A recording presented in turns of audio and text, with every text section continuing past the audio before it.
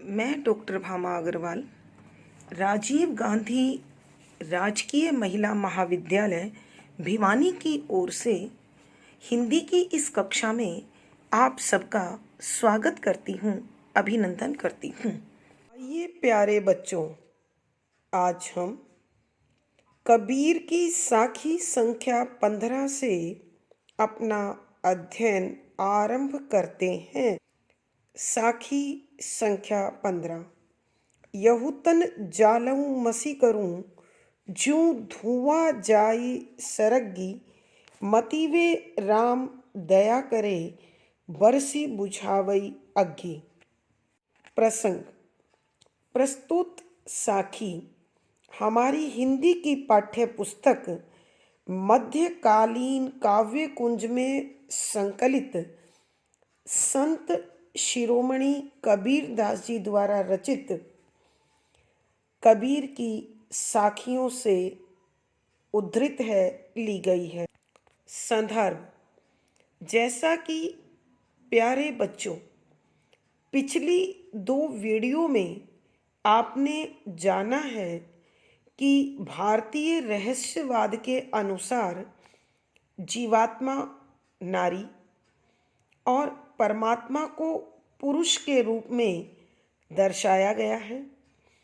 तो जीवात्मा रूपी नायिका जो परमात्मा रूपी नायक से बिछुड़कर उससे मिलने को बेचैन है, उसी विरह दशा की चरम सीमा का यहाँ वर्णन है। विरहिणी नायिका अब विरह की पीड़ा से इतनी दुखी हो गई है, इतनी परेशान हो गई है कि इस शरीर में रहने को तैयार नहीं है। वह अपने इस शरीर को, जिसमें जीवात्मा का निवास है, उसे जलाकर भस्म कर देना चाहती है, ताकि उसके शरीर से निकलने वाला धुआं प्रभु तक पहुँचे और वो अपनी कृपा की बरसात उस पर कर दें। तो इस प्रकार उनकी कृपा की बरसात से भस्म का जब संयोग होगा, तो नायिका इसे परमात्मा रूपी नायक से मिलन समझेगी। ऐसे ही भाव इस साखी में व्यक्त करते हुए कवि कहते हैं कि सरलार्थ। सबसे पहले बच्चों, शब्दों के अर्थ। यहू माने यह है, अर्थात जिसमें जीवात्मा का निवास है। तन शरीर। जालऊं मैं जला दूं। मसी राख भी होता है और स्याही भी होता है, यानी रंग काले से जो प्रतीक है वो मसी है। करूं बना दूं। ज्यों इस प्रकार, शायद जिससे, ऐसे। धुआं धुआं जो आग से निकलने वाला धुआं होता है। जाई पहुँच जाए। सरगी स्वर्ग में, जहाँ परमात्मा रूपी नायक का निवास है। मति शायद, वे प्रभु राम स्वामी दया करें, कृपा करें, आशीर्वाद दें। बरसी बरस जाएं, बुझावई बुझा दे। अग्गी आग, अर्थात विरह की आग। अब सरलार्थ समझे बच्चों। विरहिणी आत्मा परमात्मा से मिलन के लिए बेहद व्याकुल है, अत्यंत बेचैन है। तो वह इसी विरह की पीड़ा में जलते जलते बहुत दुखी हो चुकी है, परेशान हो चुकी है, इसलिए वह अकेले इस संसार में और अधिक जीवन जीने को तैयार नहीं है। वह प्रभु के सम्मुख, प्रभु के सामने अपनी इच्छा व्यक्त कर रही है कि मैं अपने इस शरीर में अब और अधिक निवास करना नहीं चाहती हूँ। मैं चाहती हूँ कि इस शरीर को मैं जलाकर राख कर दूं, ताकि मेरी विरह की यह पीड़ा धुआं बनकर स्वर्ग तक पहुंच जाए और उस धुएं से प्रभु को मेरी पीड़ा का एहसास हो, मेरे दुख का अनुभव हो। और मुझे ऐसा विश्वास है, मेरी ऐसी आशा है कि जब मेरे प्रिय परमात्मा इस दुख को, इस धुएं को देखेंगे तो उनका मन भी पिघल जाएगा, द्रवित हो जाएगा और वह मुझसे मिलने कृपा करके वर्षा के रूप में मुझ तक पहुंच जाएंगे और उससे मेरी जो शरीर के जलने से राख बनेगी, जो चिता की आग होगी, उसे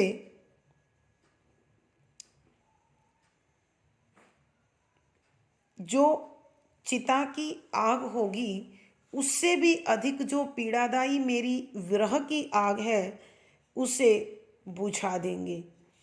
अर्थात जीवात्मा का मानना है कि परमात्मा भी उनसे प्रेम करते हैं और वे उसकी व्याकुलता, पीड़ा, परेशानी और तकलीफ़ को समझकर उस पर कृपा करेंगे और उससे आकर मिल जाएंगे। कवि के कहने का भावार्थ यह है कि जिस प्रकार जीवात्मा परमात्मा से मिलने को बेचैन है, उसी प्रकार परमात्मा भी हमसे यानी जीवात्मा से उतना ही प्रेम करते हैं, लेकिन शुद्धिकरण के लिए, पवित्रता के लिए, पावनता के लिए दूरी बनाए रखते हैं। विशेष यहाँ विरह वेदना की चरम सीमा को दर्शाया गया है। सद्दुकड़ी भाषा में रचा गया पद है। वियोग श्रृंगार रस है, प्रसाद गुण है, लक्षणा शब्द शक्ति है, दोहा छंद है, गेय शैली है, अलंकार संबोधन, अनुप्रास, अतिशयोक्ति अलंकार, रूपक आदि अलंकारों का सुंदर सटीक प्रयोग हुआ है। पद संख्या 16। विरहा विरहा जिनी कहो, विरहा है सुल्तान, जी घट विरह न संचरे, सो घट जान मसान। प्रसंग पूर्ववत।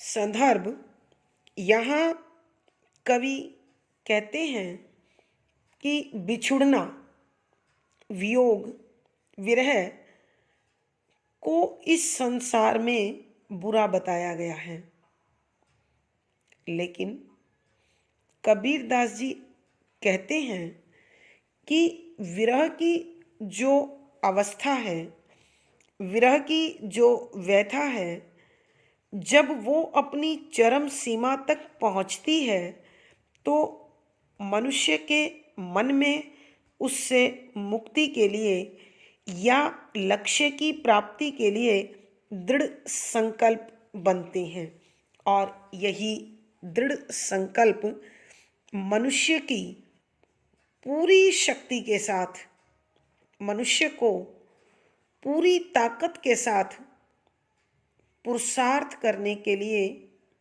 प्रेरित करते हैं, तैयार करते हैं। यहाँ उसी विरह की चरम सीमा का अत्यंत मार्मिक चित्रण करते हुए कवि कहते हैं कि व्याख्या व्याख्या से पूर्व प्यारे बच्चों, पहले शब्दों के अर्थ।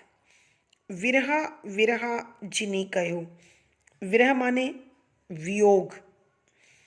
फिर दूसरा है बिरहा, उसका अर्थ है बुरा। जिन लोगों ने कहू कहा है, वो लोग गलत हैं। विरहा है सुल्तानी। मेरी दृष्टि में, कबीर की दृष्टि में विरह वही वियोग है सुल्तानी, शासक के समान, राजा के समान। जिही घटी, जिस, जिह माने जिस, घटी माने शरीर या हृदय, विरह माने वियोग की पीड़ा, ना माने नहीं, संचरे माने पैदा होती, सो वह घट शरीर, जान समझो मसान शमशान। व्याख्या कबीर दास जी मनुष्य को समझाते हुए कहते हैं कि हे मानव, तू इस विरह को बुरा मत समझ। मेरी दृष्टि में यह विरह तो शासक के समान है, राजा के समान है, शक्तिशाली सम्राट के समान है। क्योंकि जिस प्रकार राजा का आदेश पूरी प्रजा मानती है, ठीक उसी प्रकार जब किसी भी भक्त के हृदय में, साधक के हृदय में, उपासक के हृदय में प्रभु का प्रेम इतनी तेजी से, इतने प्रबल रूप में जागृत होता है, तो वहाँ विरह होना स्वाभाविक है, नैसर्गिक है। और विरह की पीड़ा जितनी अधिक होगी, साधक उतनी ही बेचैनी से, तीव्रता से, लगन से प्रभु के नाम को समर्पित हो जाएगा। और यह समर्पण ही, यह विरह में त्याग ही ईश्वर के प्रेम की सबसे बड़ी परीक्षा होती है। जो यहाँ सफल है, वो फिर प्रभु के हृदय में निवास करता है। कवि आगे समझा रहे हैं कि जिस हृदय में विरह का भाव पैदा नहीं होता है, विरह की लहर नहीं दौड़ती है, वह हृदय तो शमशान की भांति होता है।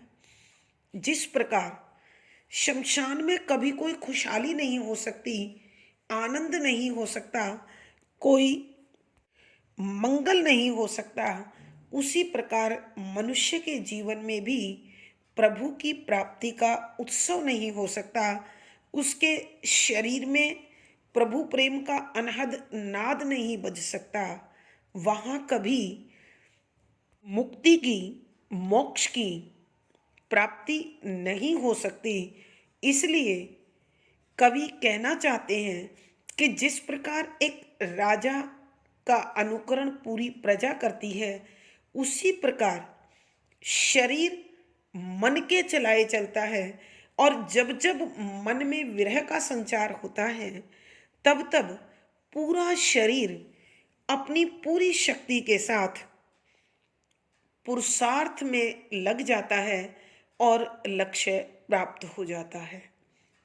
कवि के कहने का भावार्थ यह है कि जब तक लगन सच्ची नहीं होगी, मन में तड़फ नहीं होगी, तब तक हमें साध्य की प्राप्ति भी नहीं होगी।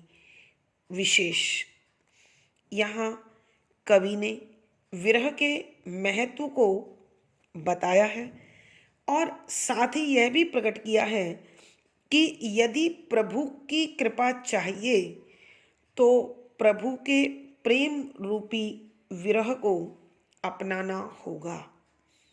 सद्दुकड़ी भाषा में रचा गया पद है, वियोग श्रृंगार रस है, प्रसाद गुण है, लक्षणा शब्द शक्ति है, दोहा छंद ये शैली है। अलंकार बच्चों यहाँ विरह विरह विरह यमक अलंकार है,